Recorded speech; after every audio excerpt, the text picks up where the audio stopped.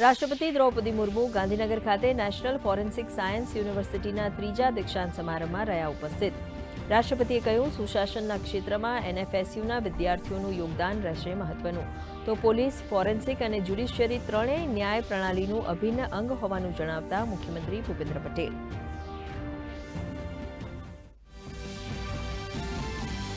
દિલ્હીમાં પ્રધાનમંત્રી મોદી અને ઇયુના અધ્યક્ષ ઉર્સુલા વોન ડેર લિયેન વચ્ચે પ્રતિનિધિ મંડળ સ્તરની બેઠકમાં ગ્રીન હાઇડ્રોજન પર બિઝનેસ સમિટ કરવા લેવાયો નિર્ણય. ઇવી બેટરીઝ અને ગ્રીન હાઇડ્રોજન માટે સંયુક્ત શોધને અપાઈ મંજૂરી.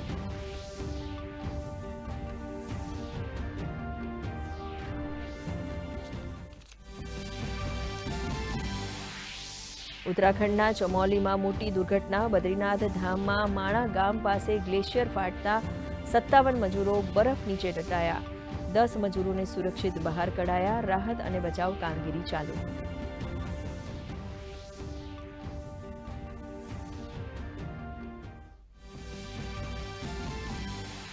ગુજરાત વિધાનસભામાં ગાંધીનગરમાં 2 વર્ષમાં બિનખેતીની 4115 અરજીઓ મંજૂર કરાઈ હોવાની માહિતી આપતા મંત્રી બળવંતસિંહ રાજપૂત. તો કોંગ્રેસ દ્વારા વિવિધ મુદ્દે ભાજપ પર લગાવાયેલ ભ્રષ્ટાચારના આરોપોનો ભાજપના ધારાસભ્યોએ આપ્યો જવાબ.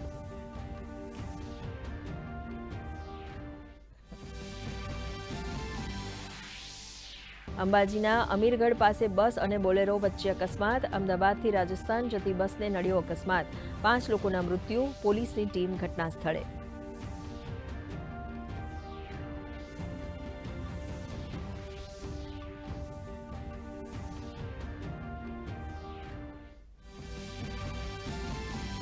હિમાચલ પ્રદેશમાં ભારે બરફવર્ષા અને વરસાદથી જનજીવન પ્રભાવિત. કેટલાક વિસ્તારોમાં હિમપ્રપાતનું એલર્ટ જાહેર. તો બીજી તરફ ગુજરાતમાં કેટલાક વિસ્તારોમાં વાદળછાયા વાતાવરણ સાથે ગરમીમાં 2 થી 3 ડિગ્રીનો ઘટાડો થવાની હવામાન વિભાગની આગાહી.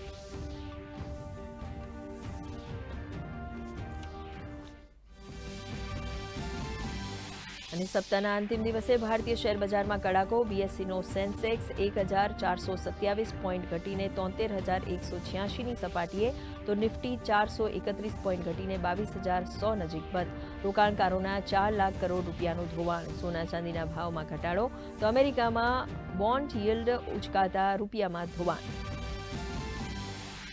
ચેમ્પિયન્સ ટ્રોફીમાં આજે અફઘાનિસ્તાન અને ઓસ્ટ્રેલિયા વચ્ચે રોમાંચક મુકાબલો. અફઘાનિસ્તાને ટોસ જીતીને પસંદ કરી બેટિંગ.